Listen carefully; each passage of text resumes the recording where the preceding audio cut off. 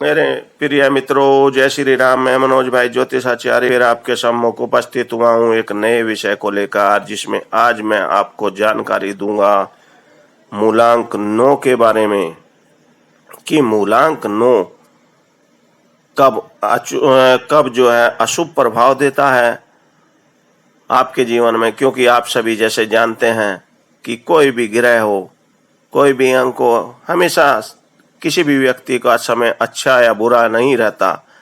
वो कभी अच्छा आएगा तो कभी बुरा आएगा, वो समय चक्र की तरह घूमता रहता है।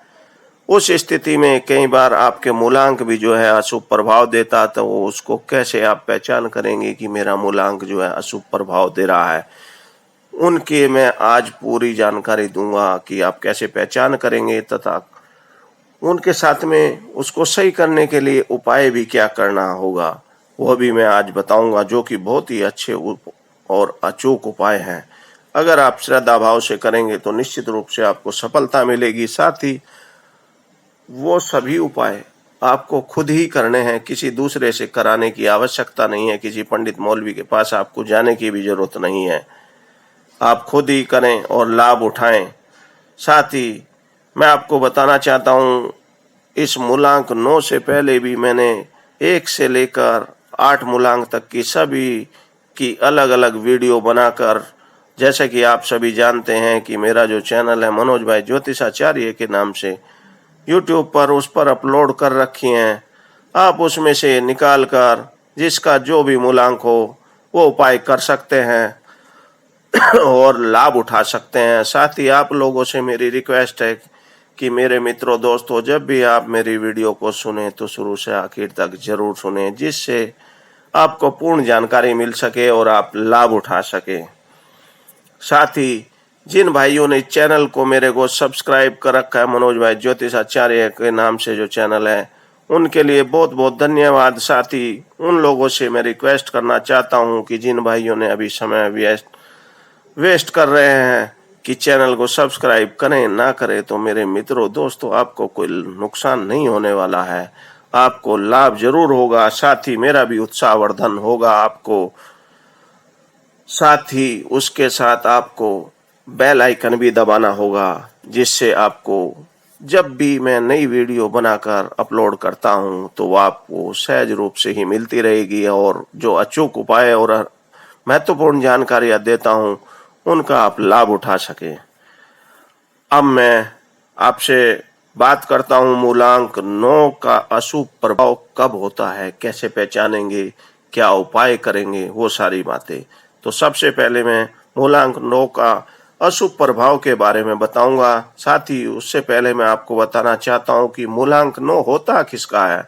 आपके मन में ये भी विचार आ रहा होगा, जिन भाइयों का, बहनों का किसी भी वर्ष की किसी भी माह में 9 तारीख को जन्म हुआ है, या 18 तारीख को जन्म हुआ है, या 27 तारीख को जन्म हुआ है, उनका मूलांक 9 होगा।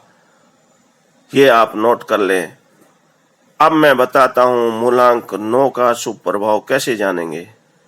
यदि किसी भी कार्य में उत्साह घटता जाए, साथ ही क्रोध जो है आपका बढ़ता जाए, जोखिम के कार्यों में हानि होती जाए और प्रयत्न करने पर भी सफलता न मिले, इंटरव्यू का परिणाम भी उसी समय न में हो, तो यह अंक जो आपका है मूलांक 9 अशुभ प्रभाव देता हुआ मानना चाहिए आपको, और तुरंत उसके लिए उपाय करने चाहिए, और उपाय कर लाभ और सफलता की आशा की जानी चाहिए, और जो कि निश्चित रूप से सफलता आपको मिलेगी। जो मैं आज उपाय आपको अचूक बता रहा हूं, अगर उनको आप करेंगे तो आपको निश्चित बजरंगबली भगवान आपकी सहायता करेंगे और आपको लाभ देंगे।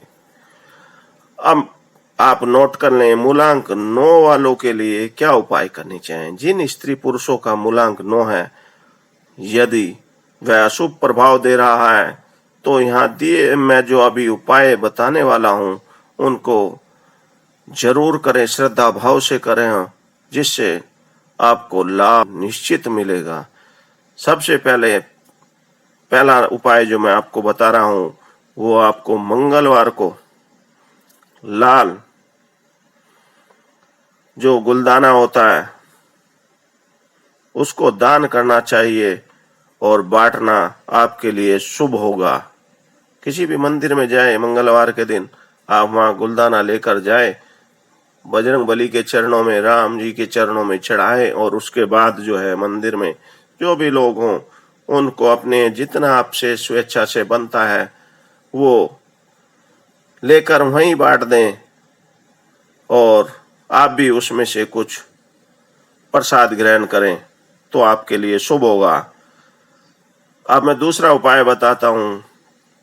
यदि मूलांक अधिक अशुभ हो, अर्थात घर में, कार्यालय में कलह का वातावरण हो, अधिकारियों से भी झगड़ा होता हो, साथ ही इंटरव्यू तथा प्रत्येक पर्यटन करने पर भी कोई व्यवसाय मिलने की उम्मीद न हो, तो मंगलवार को मीठी रोटियां बनाकर कुत्तों को डालनी चाहिए और मंगलवार को प्रातः 10 रोटियां बनाकर 8 मंगलवार कंटिन्यू, किसी भी मंगलवार को बीच में नागा न करें और कुत्तों को देनी चाहिए। और मैं आपको नोट कराना चाहता हूँ, आप नोट कर लें, ध्यान रखें कि रोटी साबुत नहीं देना कुत्तों को। आपको तोड़ने के बाद टुकड़े टुकड़े कर कर उनको देना है, जिससे आपको लाभ मिलेगा। साथ ही ध्यान रहे कि रोटी बनाते समय किसी तरह भी लोहे का स्पर्श न हो और चीनी की बजाय शक्कर और पानी ही मिलाना चाहिए उसमें।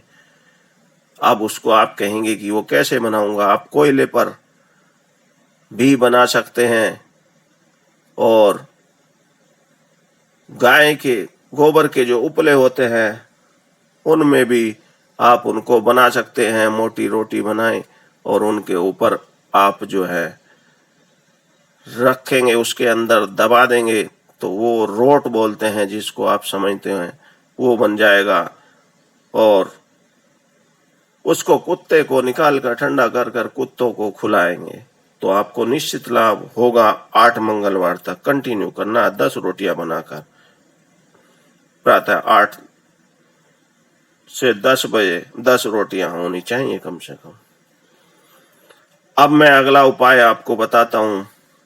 अनंत मूल की जड़ लाल डोरे में मंगलवार के दिन आप धारण करेंगे तो हर प्रकार से आपका बचाव होता रहेगा, चोट चपेट से भी, हर तरीके से जो अड़चन परेशानी आती हैं। अब चौथा उपाय मैं आपको बताता हूं। इससे यदि अंक 9 अधिक पीड़ा दे रहा हो और ज्यादा पीड़ा दे रहा हो तो मंगलवार के दिन बतासे जो हैं वो पानी में, नदी में, दरिया में बहा देना आपके लिए लाभदायक होगा। अब इससे अलावा एक और उपाय आपको मैं बताता हूँ। मूलांक 9 वालों को आप प्रधान रतन जो है वो मूंगा होता है। आप मूंगा अपने वजन के हिसाब से सवाया ले सकते हैं। अगर 50 किलो का वजन है तो 5.25, 60 का है तो 6.25 और उससे ज्यादा है तो इसी तरीके से आप ले सकते हैं। उसको आप सोने की अंगूठी में भी जड़वा सकते हैं, साथ ही धातु में भी जड़वा सकते हैं, जिसको आपको मंगलवार के दिन अभिमंत्रित कर, शुद्ध कर, ओम भूमि सुताय नमः से अभिमंत्रित करके 108 बार दाहिने हाथ की अनामिका जो उंगली होती है उसमें धारण करेंगे तो अति शुभ होगा आपके लिए। ये आप कर सकते हैं। अब मैं आपसे कहना चाहता हूं कि मेरे मित्रों, दोस्तों, ये थे मूलांक 9 वालों के लिए अशुभता की स्थिति में उपाय जो आप कर सकते हैं। किसी को आपको कराने की भी आवश्यकता मेरे विचार से होगी नहीं।